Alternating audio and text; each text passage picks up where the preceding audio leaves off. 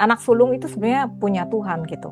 Tetapi ya nggak mungkin kan, maksudnya ribet lah kalau misalnya semua anak sulung itu diambil gitu buat jadi pelayan Tuhan gitu. Akhirnya ya satu suku khusus, suku Lewi ini yang akan melakukan pekerjaannya di kemah suci.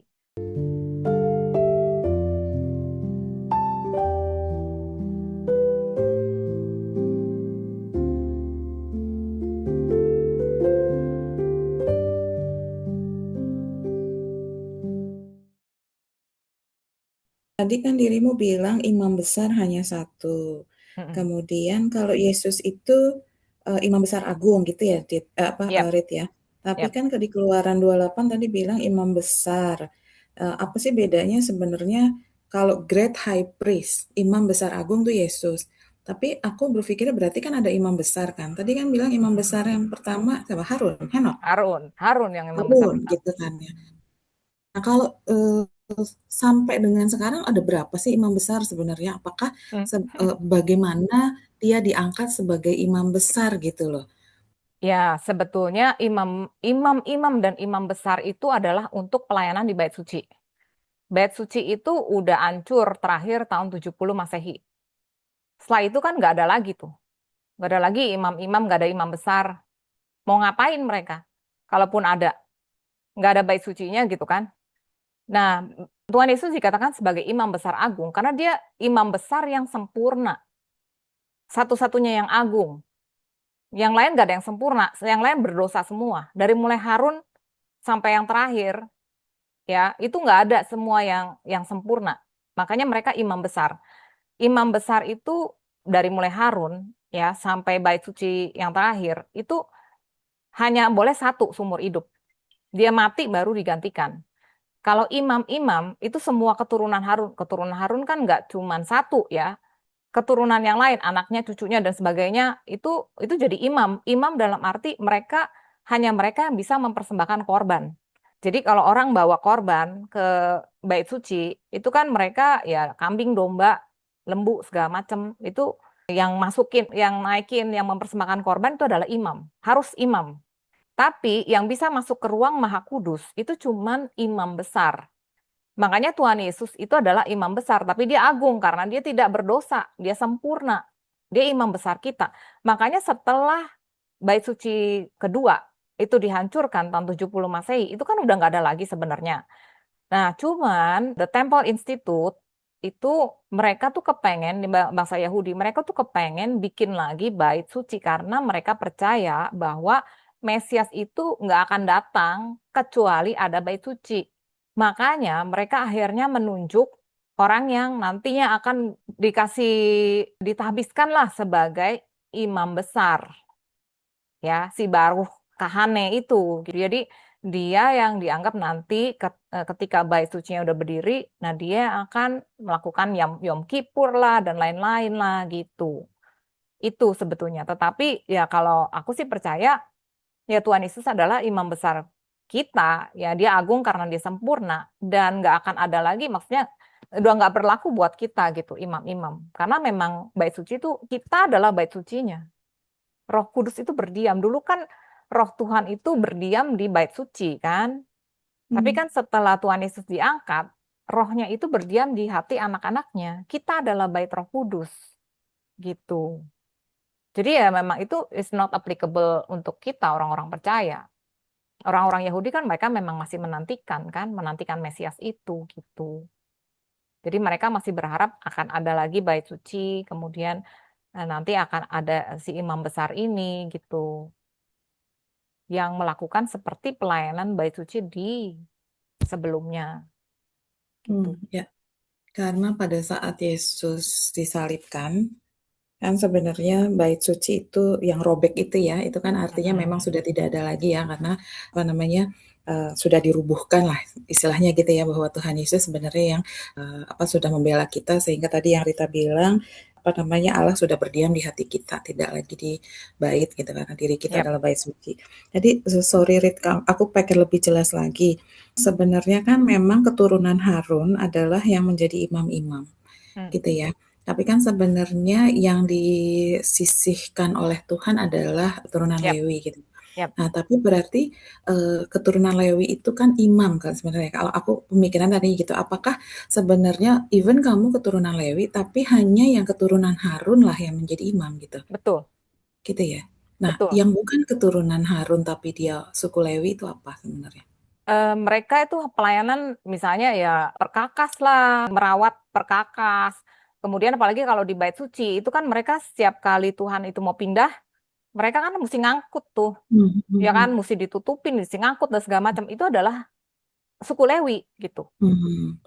Oke, Tetapi oke. khusus imam itu adalah yang mempersembahkan korban. Alright, alright. Oke, oke.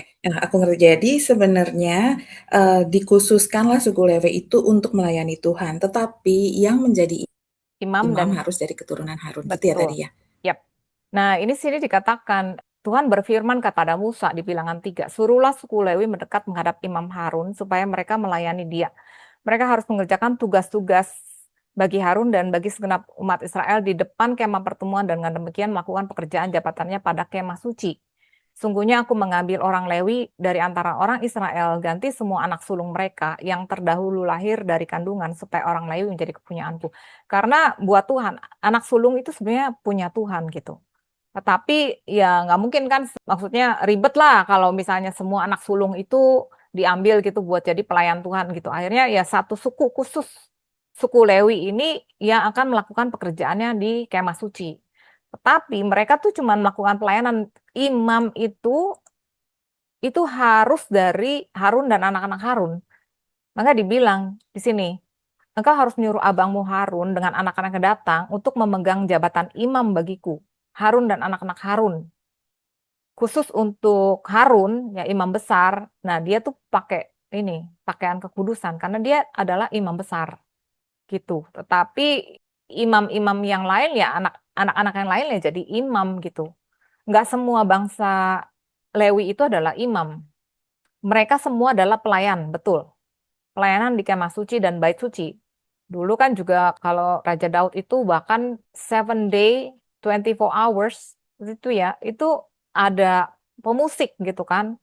Kemudian ada yang doorkeeper yang dia jagain pintu gitu. Itu semua suku Lewi semua tuh.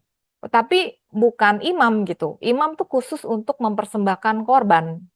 Dan itu harus dari keturunan Harun gitu. Nih, maka dibilang imam itu berkenaan dengan mesbah dan segala sesuatu yang di belakang tabir. Itu di ruang Maha Kudus. Dan yang di belakang tabir ini harus imam besar. Harus cuman satu.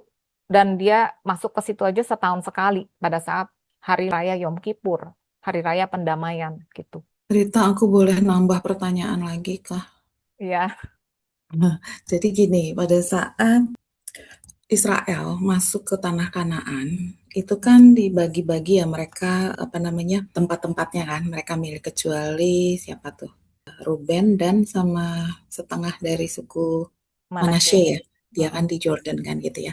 Selebihnya kan Ruben, mereka Gad. masuk Kanaan dan suku Lewi karena dia tidak punya tempat kepunyaan, jadi mereka kan bisa Tersebar. dimanapun ya di Hmm. setiap tempat tersebar kan. Jadi kalau misalnya ada suku Benyamin di situ ada Lewinya juga gitu ya. Yep. Ada suku Yehuda di situ juga ada Lewinya. Nah, pada saat itu kan berarti kan mereka kan nggak saling berdekatan. Harusnya kan mereka bikin mesbah sendiri ya.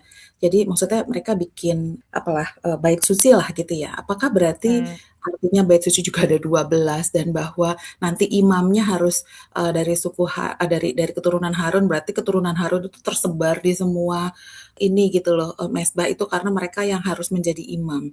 Itu seperti Kalau apa ya? Itu cuma kalau satu. bait ya, bait suci itu cuma ada satu. Waktu mereka masuk Mhm. ditaruh di Shiloh, gitu kan. Terus waktu itu, akhirnya Raja Daud memindahkan ke Yerusalem. Itu bait suci dengan segala perkakas, dengan the Ark of Covenant. Jadi tabut perjanjian. Itu cuma ada satu. Makanya Yom Mmm, Kippur itu muncul di situ. Dan setahun dalam tahun 3 kali orang Israel tuh harus pergi ke situ, ke Yerusalem, ke Bait Suci. Jadi pada hari raya Paskah, kemudian Syafuot, ya turunnya 10 perintah. Kalau kita sekarang turunnya Roh Kudus, sama Sukot, hari raya Pondok Daun. Itu mereka setahun 3 kali tuh harus ke Bait Suci. Tetapi mereka tuh juga punya ya kayak apa ya, bukan bukan Bait Suci sebetulnya. Mereka juga punya misalnya untuk ngumpulin persembahan gitu kan. Mereka kan ada kasih perpuluhan, ada kasih juga untuk orang miskin. Jadi pelayanan untuk Tuhan lah gitu. Kemudian juga ada kota-kota perlindungan gitu kan. Itu kan juga tersebar kemana-mana. Ada bukit pengorbanan, itu bukit pengorbanan namanya. Bukit pengorbanan itu bisa ada di beberapa tempat gitu ya. Dan itulah Hmm. yang dilayani oleh orang-orang Lewi Oh, gitu. bukan imam khusus yang harus. Jadi bisa sebenarnya, ya maksudnya gini, kalau misalnya kita memberikan korban penebusan salah, potong ini segala bakar kayak gitu, itu tanpa yang namanya imam itu ya, priestnya itu, tapi bisa sebenarnya cuma pelayan biasa aja gitu. Gak Ada boleh, imam. gak Hmm. boleh. Artinya berarti kalau imam yang di situ siapa? Imam Imam keturunan itu ya Harun? keturunan Harun betul. Makanya keturunan Harun itu bisa, makanya banyak kan anak cucunya dan lain sebagainya gitu. Pokoknya Hmm, yang namanya mesbah itu harus dari keturunan Harun. oke. Kalau sebenarnya Betul, mesbahnya ada 5 ya imam yang di tempat mesbah-mesbah itu harusnya tetap harus keturunan Harun gitu ya? betul, betul. Tapi dia juga kan banyak pelayannya istilahnya. Banyak Hmm, yang ngebantuin gitu kan dari suku Lewi tetapi yang bukan dari keturunan Harun gitu. oke, oke. Rita, Mungkin. mau tanya dong. Iya. Kan bilangnya mau Mm-mm. pembangunan bait suci yang ketiga. Nah, yang pertama, kalau dibilang bait suci yang pertama itu yang di Shilo, terus yang kedua yang di Yerusalem itu, baru yang ketiga yang ini nanti gitu. Enggak, yang di Shiloh Nah, itu gimana kan sih? kemah suci, bukan bait Oh, suci. tiga ratus. Oh, Jadi begitu terus mereka jadi masuk ngitungnya masuk ke ngitung tanah ngitung yang perjanjian, pertama yang mana? bait sucinya Salomo yang pertama. Jadi Oh setelah itu. setelah masuk ke tanah perjanjian itu kemah suci itu kan ditaruh di Shilo. Hmm. Nah, terus waktu Raja Daud jadi raja, dia bawalah itu ke Yerusalem. Nah, tujuannya dia sebenarnya dia kepengen bikin bait suci. Tapi Mm-mm. Tuhan nggak kasih. Jadi lewat Iya. Nabi Nathan dibilang, bukan kamu yang akan Iya. bangun, tapi anakmu. Akhirnya Iya. Salomo kan Iya. bikin. Wah, megah Iya. banget gitu. Itu adalah bait suci pertama Oh. yang Ya, dibikin terus yang oleh kedua, Salomo. Nah, oke. setelah itu, bangsa Israel itu kan tahun 586 sebelum Masehi, itu mereka kan dibuang ke Babylon kan. Itu bait suci Mm-mm. dihancurkan sama Nebukadnezar. Iya. Dihancurin sama Heeh. Nebukadnezar, terus kan yang dibilang katanya ya dibawa kemana lah segala perkakasnya. Ada yang bilang dibawa ke Italia, ada yang bilang dibawa ke Ethiopia dan lain-lain. Nah, abis itu, terus kan bangsa Israel balik lagi kan, Yehuda lah, balik lagi ke tanah Yehuda, ke Yerusalem. Terus pakai Nabi Nehemia, Ezra dan sebagainya. Itu mereka bangun lagi bait suci yang kedua. Nah, bait Yang suci, sekarang ada Kuba apa masjid itu Al-Aqsa itu. iya tempatnya sih di situ juga. Bait suci pertama juga dipercaya di Oh, situ, bait suci kedua juga di situ gitu. Itu kan dibangun oh, lagi dan bahkan dipugar sama Herodes waktu Herodes itu menduduki Yerusalem. Dipugar loh, dibikinlah segala macam itu apa gerbang-gerbangnya gitu. Itu dia yang hmm, ngebagusin malah Herodes gitu. Nah, terus abis itu kan tahun 70 Masehi orang-orang Israel mau memberontak kan. Nah, itu akhirnya malah dihancurkan sama Kaisar Titus dari Roma.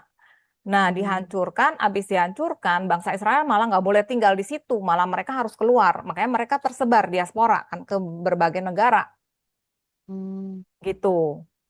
Nah, abis itu kan tahun 70 Masehi. Terus tahun 700-an itu orang-orang Arab datang. Mereka datang, mereka menduduki itulah.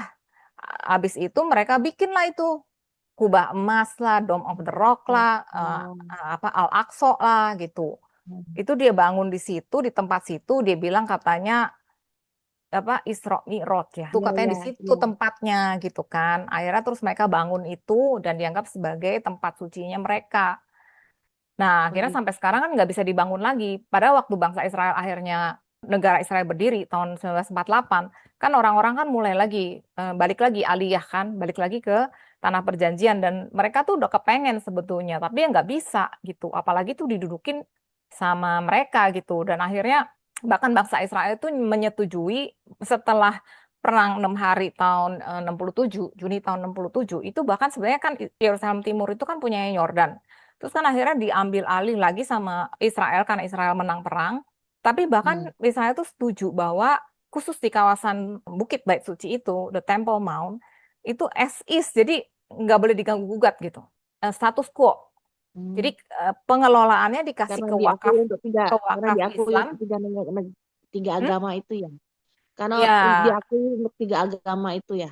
iya. Jadi bahkan orang-orang Israel tuh nggak boleh datang ke situ untuk berdoa.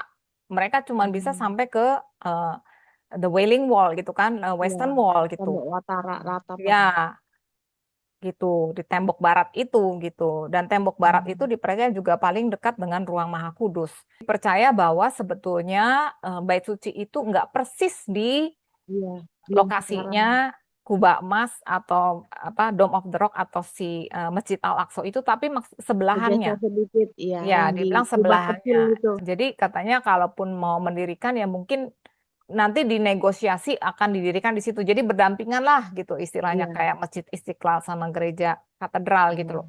iya. Yang alat-alatnya udah dipersiapkan, bajunya. Nah, itu berarti replikanya dong. Iya, Dibikin replikanya. replikanya ya. Oke. Yep. Ya, kita juga aku sih percaya orang-orang Kristen itu mesti ngerti juga sejarahnya. Jadi supaya nggak dibodohin juga gitu. Kita mesti ngerti apa sih juga signifikansi tanah perjanjian gitu ya.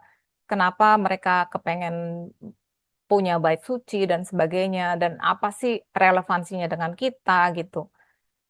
Jadi kita nggak asal ngikut aja gitu, orang bilang begini ya kita begini, orang bilang begitu kita begitu. Kita tahu backgroundnya apa, tujuannya apa, di Bible bilangnya apa gitu. Kadang-kadang orang Kristen kan, ya udah kita harus dukung pembangunan bait suci.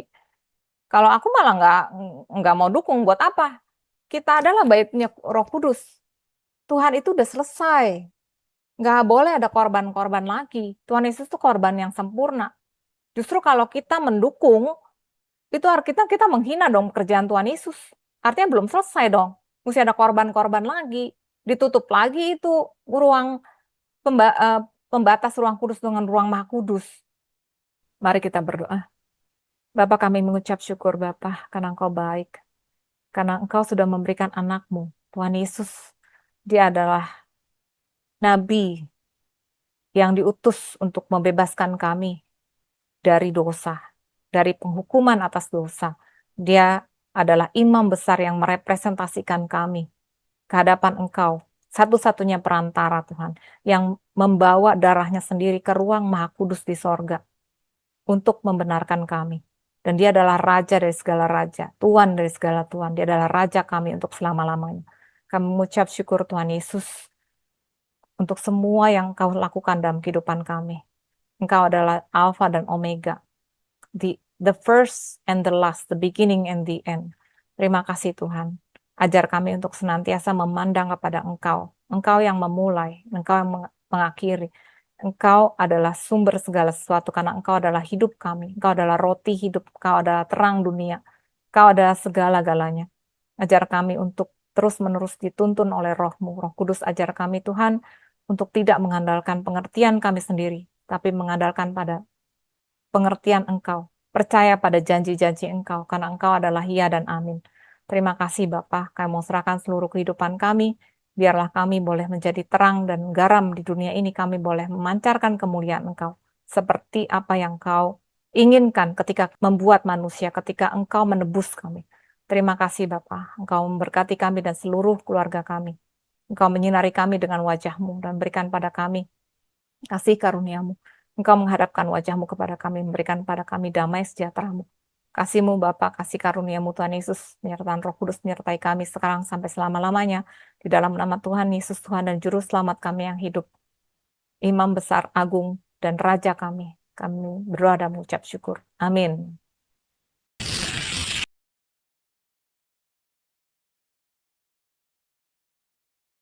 Berapa waktu yang lalu orang tuh nanya, sebetulnya kematian Yesus itu rencana iblis apa rencana Tuhan sih, gitu kan? Jadi rencana iblis adalah membunuh anak Allah. Dia tahu dia nggak berhasil waktu mencobai Yesus, gitu ya. Jadi gimana caranya nih supaya dia tidak memberitakan Injil? Dia mau membunuh, gitu. Tujuannya adalah membunuh anak Allah. Tetapi rencana Tuhan adalah menebus manusia. Halo semuanya, salam sejahtera dan semoga semua dalam keadaan sehat. Selamat berjumpa dalam Grace for Indonesia. Nama saya Rita, dan jika saudara belum mengenal Tuhan Yesus dan mau mendapatkan hidup yang kekal, Saya undang saudara untuk menerima Dia di dalam hidupmu. Mari kita berdoa bersama-sama dan ikuti kata-kata saya. Tuhan Yesus, aku bersyukur karena Engkau mengasihi aku. Aku mengaku bahwa aku adalah orang berdosa dan membutuhkan pengampunan-Mu. Aku percaya Engkau adalah firman Tuhan yang datang dari surga. Engkau mengasihi aku dan mau mati di salib untuk menebus semua dosaku. Aku mengundang Engkau Tuhan untuk masuk ke dalam hatiku sebagai Tuhan dan Juru Selamat pribadiku. Dan biarlah Roh-Mu sendiri yang menuntun aku untuk hidup bagimu, mulai dari sekarang sampai selamanya. Di dalam nama-Mu Tuhan Yesus, aku berdoa, amin. Nah, jika saudara baru saja menerima Tuhan Yesus sebagai Tuhan dan Juru Selamat saudara, selamat saudara sudah menjadi warga kerajaan surga. Teruslah belajar kebenaran melalui firman-Nya. Firman Tuhan di 2 Petrus 1 ayat 2 mengatakan, kasih karunia dan damai sejahtera melimpahi kamu oleh pengenalan akan Allah dan akan Yesus Tuhan kita. Jadi semakin kita mengenal Tuhan, semakin kita dilimpahi oleh kasih karunia dan shalom. Shalom itu termasuk kesehatan, penyediaan, damai sejahtera, dan sukacita. Kita punya Tuhan yang luar biasa. Saya berharap apa yang kami bagikan memberkati saudara, dan kalau saudara punya pertanyaan mengenai topik yang kami bahas ataupun mengenai firman Tuhan, silakan masukkan ke dalam komen. Kalau video ini memberkati saudara, tolong di like, subscribe, dan di share supaya menjadi berkat juga buat banyak orang. Terima kasih, Tuhan Yesus memberkati.